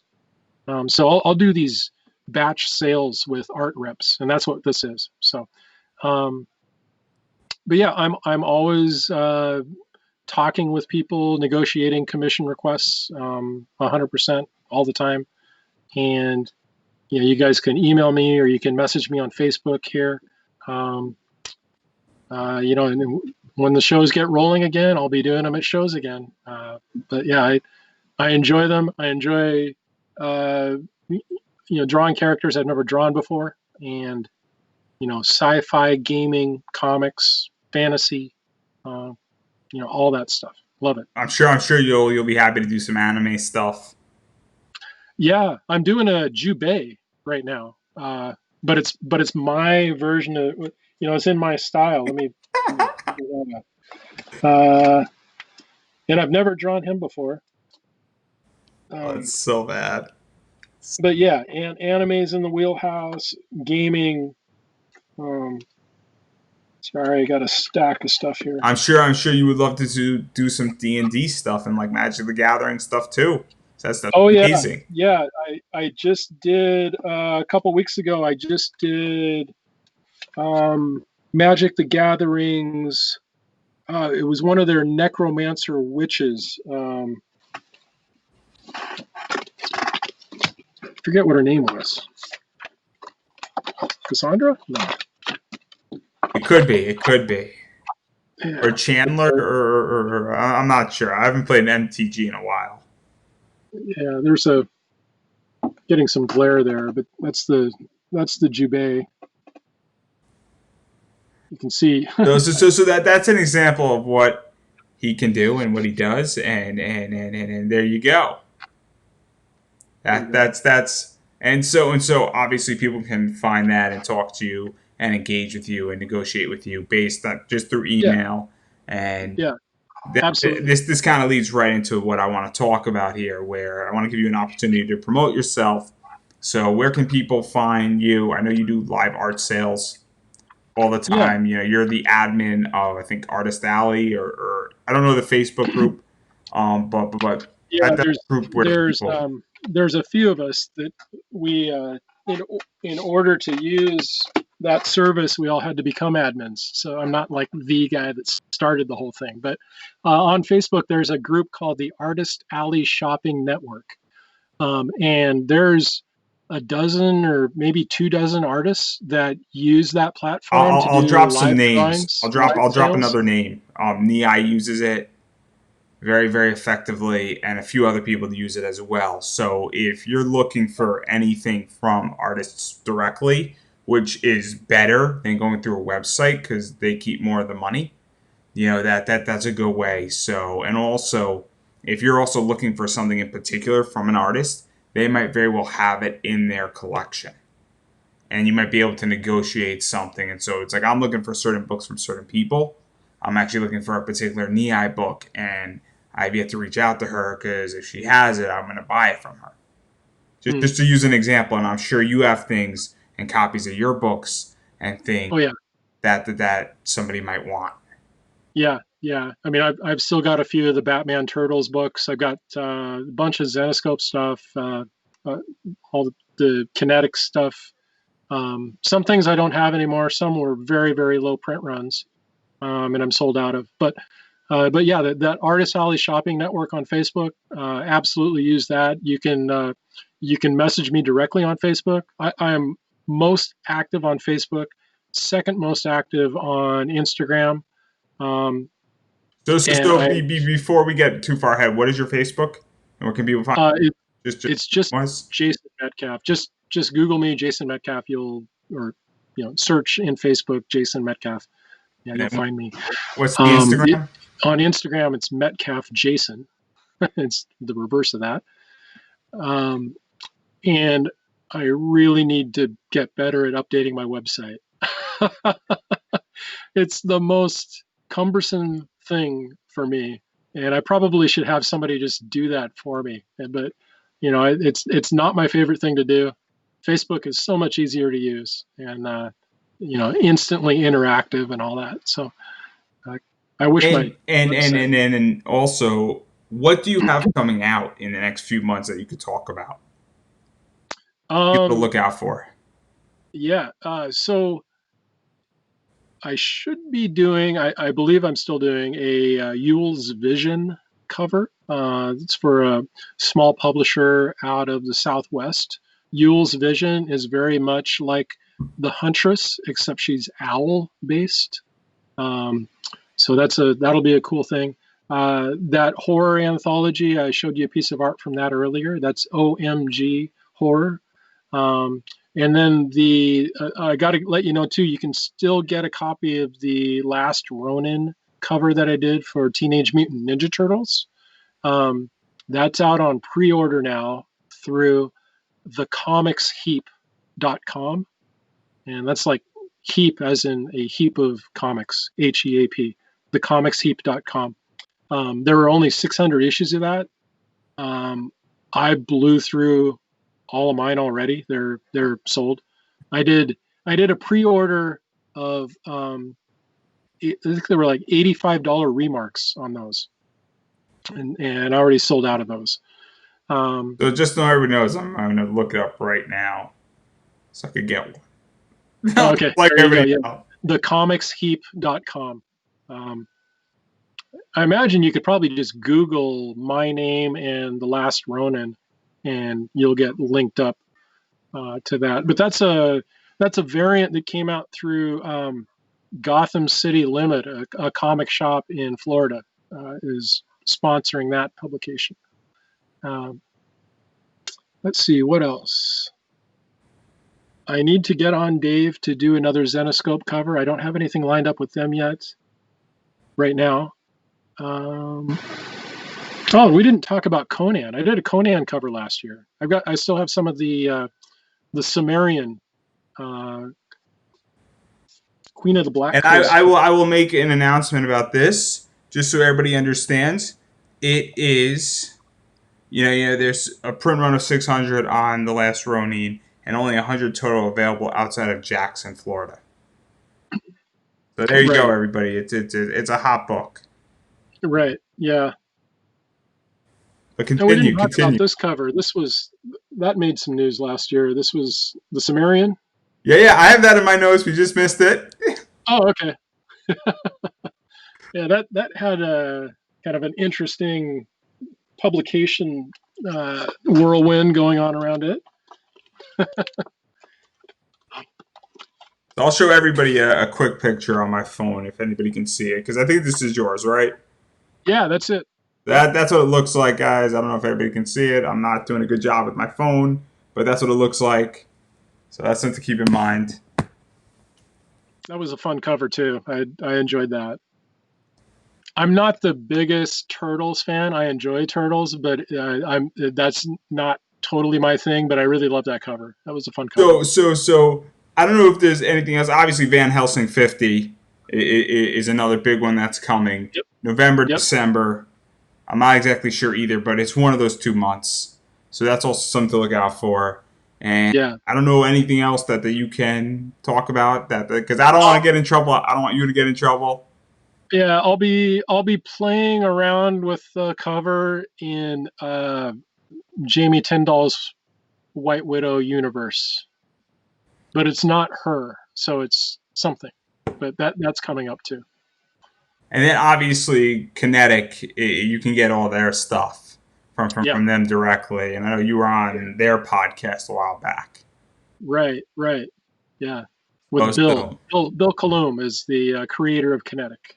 So. And then there's probably a bunch of stuff. If people just look up your name, I'm sure they're going to find everything that needs to be found. Right? I can't even keep track of it.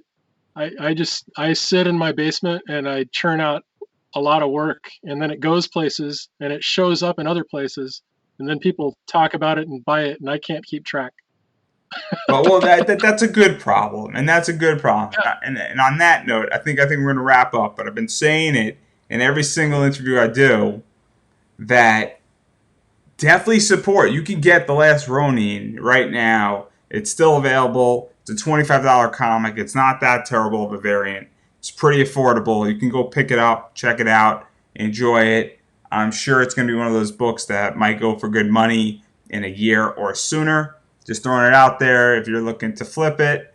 And I have you on when I'm saying this, so either I'm completely moronic or I have balls of steel. Hey, I do my business, you do your business. That's fine. I'm either one or the other, and I'll let the audience decide there. But seriously, joking aside, support indie. If you have extra money, there's a cover that Jason has done that you can buy. And obviously you're supporting the publisher and you're supporting him because as his work gets more in demand, obviously people are going to book him more and more and more. and we don't ever want him to leave his basement, and we want his arms to be always tired from drawing and doing stuff, and we don't want him to get any sleep at cons either. And also, in all seriousness though, he said that he makes a third from commissions and a third from cons, and given that cons are now not functioning, this is the Yeah. time to support your comic writers and artists. And so obviously if you go on and you go watch a live stream where he's drawing and he's selling stuff, that's a really good way during this time in particular when cons aren't functioning well and we don't know when they're coming back and all that stuff. And at the same time though, if right now you're in a situation where money's tight and you're trying to just make it day by day, please take care of yourself first. Take care of your family first. Make sure that everybody in your household, whether it's yourself or your partner, your wife, your husband, your kids are okay, your dog is okay, or your cat is okay as well. And make sure that obviously we're in hard times. But you can support on social media. You could still watch something on Facebook Live. You could like it. You could share the video. There's all these comic groups. Sharing those videos in comic groups, super helpful. Super Yes, it helpful. is.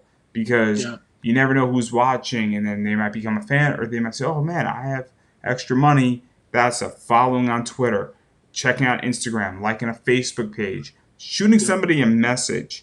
Whenever I get a message when somebody's not buying my class or checking out what I'm doing or buying something from me on eBay, it says, hey, I really like your podcast. Keep it up. It makes me want to go out and do it more, and that makes me feel good. So that can go a long way because you never know when somebody's having a bad day, and it could be so helpful. And somebody say, man, this makes me want to work harder now, even though nobody bought something for me. So there's a lot of ways you could support, and social media is free. And so there's no excuse anymore, and I'm not taking any excuses, but you only have one excuse. One excuse, and that excuse is that if you don't have electricity or internet, and if that's the case and you're watching this, clearly you have a piece of technology I want. And we can license this out and make billions, if not trillions of dollars. So please get in contact with me, and if you don't have electricity or internet and you're watching this, you can clearly get in contact with me, and there's an opportunity for me to make money and you to make money. But more importantly, for me to make money, and I like money. So that's your only excuse, and if that's the case, you found me because you're watching me and there's a business opportunity right on the horizon. But beyond that, support money or support by social media following. There's no excuse beyond that excuse. And if you have that excuse, great, you found me and we're going to make money so you can go support Jason and any other comic person with the money that we make. So I solved your problem. I love economics. And so that is the solution, and that is a wrap. Thanks, guys.